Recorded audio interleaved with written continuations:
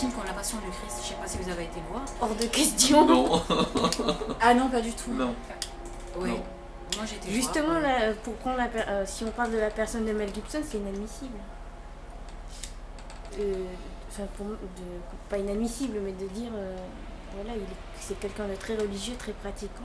Le résultat n'est pas acceptable. Quoi. Pas acceptable, c'est-à-dire par rapport à qui, par rapport à quoi?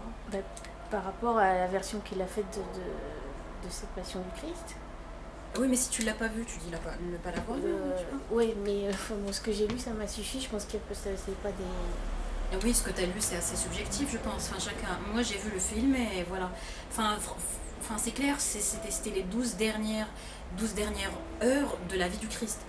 C'était pas très historique. Enfin, si on connaissait pas la vie du Christ avant, la tentation du Christ, etc., on peut pas comprendre. Enfin, c'était vraiment dédié à un public qui averti, disons. Voilà.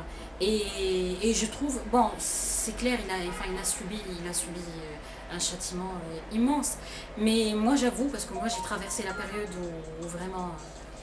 J'ai traversé la période où vraiment en Algérie, où on a connu une période de terreur. Je peux vous dire qu'il y a des gens en grandeur nature, on a vu ça, des voisins à nous, des gens qu'on nous montrait à la télé, des journalistes qui ont été, mais qui ont subi des sorts pires que ceux du Christ. Et ça, franchement, ça a été dit. Même les apôtres du Christ ont été tués de manière pire que la sienne. Excuse-moi, c'est pas ton téléphone qui sonne? Oui, c'est moi. Oui, je vais l'éteindre. Ce que j'avais entendu quand même sur ce film, c'est vrai que je ne l'ai pas vu, c'est quand même que, on a dit Mel Gibson antisémite, faut faire attention quoi. Ouais, c'est sûr. C'est sûr, il y a un gros débat autour du sujet. Oui, ça va. Ton portable était éteint tout à l'heure.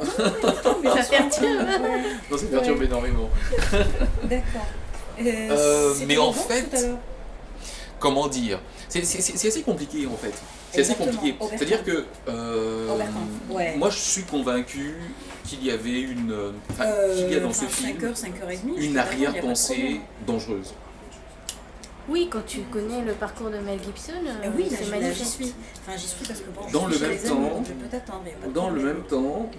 d'accord. Eh ben, y a pas de c'est peut-être intéressant de le laisser faire son film. Ok, à tout à l'heure. Et justement de débattre autour. Comment dire? Le truc en fait, l'idée c'est de dire que les réactions qui consistent à dire ce film ne devait pas être fait, ou alors ce film a été fait, il ne faut pas qu'il soit diffusé, sont elles aussi dangereuses, peut-être. Je sais pas si tu vois ce que je veux dire. C'est-à-dire que sur le fond, j'ai l'impression, l'impression que j'ai, c'est que les idées de départ de Mel Gibson étaient des idées hyper dangereuses.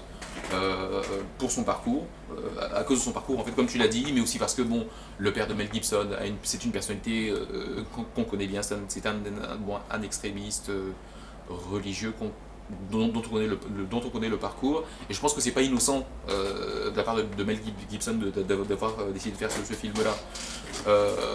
Je suis pas allé voir le film parce que je pense qu'il m'aurait rien apporté, et parce que bon, c'est un peu gênant, mais c'est vrai que dans le même temps, je crois que c'est difficile de dire, tu vois ce que je veux dire, c'est difficile de dire on n'a pas le droit de le faire, c'est difficile de dire on n'a pas le droit d'aller le voir.